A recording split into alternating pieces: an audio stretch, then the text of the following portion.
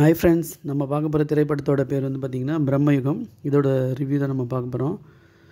இந்த படத்தை இயக்குனது ராகுல் சதாசிவம். நடித்தது மம்முட்டி. கொடுமன் போட்டியான்ற கேரக்டர் நடிச்சிருக்காரு. தேவன் என்ற கேரக்டர் அர்ஜுன் அசோகன். ஒரு குக்கா ஒரு சமையல்காரன ஒரு வந்து சித்தார்த் பரதன். அது இல்லாமல் மணிகண்டன், அன்லால் லீஸ்ன்றவங்க நடிச்சிருக்காங்க. இந்த படத்தோட கதைன்னு பார்த்திங்கன்னா 17th செஞ்சுரியில் சவுத் மலபார்லேருந்து ஃபஸ்ட்டு ஒரு காட்டிலேருந்து ஸ்டார்ட் ஆகுது கதை. அதில் இந்த மணிகண்டன் வந்து ஒரு அமானுஷ்ய சக்தி மாதிரி ஒரு லேடியை பார்த்து போவார். அப்போ அந்த தேவனும் கூட பின்னாடியே போவார். அந்த லேடி பார்த்திங்கன்னா அந்த மணிகண்டன்றவரை சாவடிச்சுனா இதை பார்த்து பயந்து ஓடியாந்துருவார்.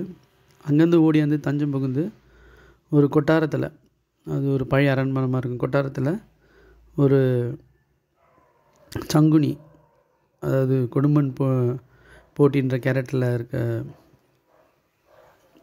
மம்முட்டி கிட்ட வந்து அந்த கடவுள் பாடுறதுக்கு திருப்பாக்கில் பாடுறதுக்கு நியமனம் ஆவார் அந்த சமையல்காரனோட. இதுக்கப்புறம் அந்த அரண்மனையில் என்னென்ன ப்ராப்ளங்கள் நடந்தது, என்னென்ன அமோனிய சக்திகளோட அந்த மர்மங்கள் இருந்து அந்த கோட்டைக்குள்ளே என்னென்ன பிரச்சனை நடக்குதுன்றது தான் கதை. இந்த படத்தில் பார்த்திங்கன்னா ஃபுல்லாக விஷுவல் எஃபெக்ட்ஸ் பார்த்திங்கன்னா பிளாக் அண்ட் ஒயிட்டில் எடுத்திருக்காங்க. படம் வந்து பிளாக் அண்ட் ஒயிட்டில் இருக்கும். விஷுவல் எஃபெக்ட்ஸ், மியூசிக் பார்த்திங்கன்னா கிறிஸ்டோ ஜேவியர்ன்றவர் பண்ணியிருக்காரு. அவர் வந்து மியூசிக் வந்து ட்ரெடிஷ்னலாகவும் நல்ல ஒரு ஃபோக்கு, அந்த 17th செஞ்சுரிக்கு ஏற்ற பழைய காலத்து அந்த மியூசிக் போட்டிருக்காரு. நம்ம அந்த பழைய கால இது மூமெண்ட்லேயே இருக்க மாதிரி இருக்கும். மேக்கிங் ஸ்டைல் பார்த்திங்கன்னா நல்லா இருந்து.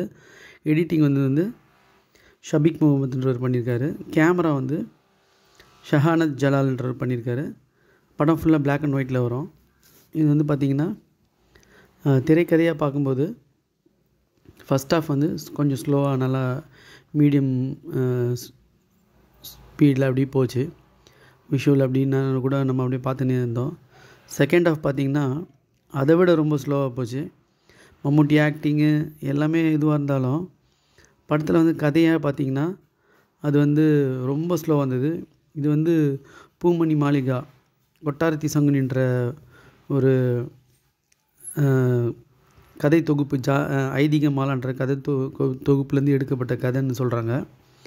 ஸோ இது கதையாக பார்த்தா ஓகே, பட் திரைக்கதையாக பார்க்கும்போது ரொம்ப ரொம்ப ரொம்ப ஸ்லோவாக இருந்துச்சு. செகண்ட் ஹாஃப்லாம் போக ரொம்ப ஸ்லோவாகிடுச்சு.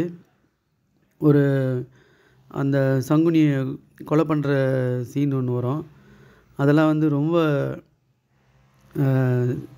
ஏற்றுக்கிற மாதிரி இல்லை, ரொம்ப ஸ்லோவாக இருந்தது. இதில் பார்த்திங்கன்னா Inception, lord of the ring,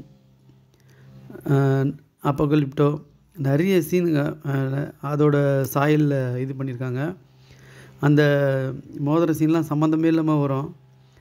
படம் பார்க்கறதுக்கு ஜப்பான் படம் மாதிரி இருந்தது. 1960s வந்த ஜப்பான் படங்க மாதிரி சாயல் அப்படியே இது பண்ணி வச்சுருக்காங்க, இமிடேட் பண்ண மாதிரி. அதில் கத்துறது, அதில் மம்முட்டியோட ஆக்டிங்லாம் பார்த்திங்கன்னா இயல்பாகவே அந்த ஜப்பான் படத்து ஞாபகத்தை ஏற்படுத்துது. இந்த படம் வந்து சினிமாவை பார்க்கும்போது ரொம்ப ஸ்லோவாக இருந்தது. அதாவது திரைக்கதையில் வந்து ரொம்ப தோல்வி ஏற்படுத்தினே இருந்தது. செகண்ட் ஹாஃப்லாம் ரொம்ப பொறுமையாக சோதிக்கிற அளவுக்கு ஸ்லோவாகிடுச்சு. நன்றி.